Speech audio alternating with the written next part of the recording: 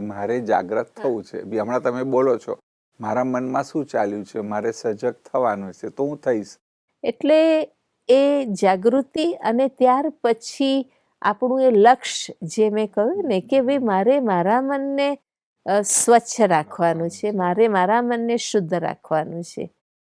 જેમ આપણા ઘરના આંગણામાં આપણે બેઠા હોઈએ આપણા ઘરમાં, તો ગમે તે વ્યક્તિ આવીને કચરો નહીં નાખી શકે. આપણે કહીશું કે હું જાગતો બેઠો છું, કોઈની હિંમત છે કચરો આવીને નાખી જાય? હા. તો એમ આપણા મનની અંદર પણ કોઈ કચરો શા માટે નાખી જાય? તારી મારી અહીંની ત્યાંની આજની કાલની એવી ઘણી વાતો ઘણા લોકો આવીને આપણને કરતા હોય છે અને આપણે સાંભળતા રહીએ છીએ, ઇન્ટરેસ્ટથી સાંભળતા રહીએ છીએ અને એ રીતે મનની અંદર એ કચરો આપણે ભરીએ છીએ. જેવી રીતે ઘણા કોર્પોરેશનો છે ને ડોર ટુ ડોર કચરા કલેક્શન વાહનો રાખ્યા છે,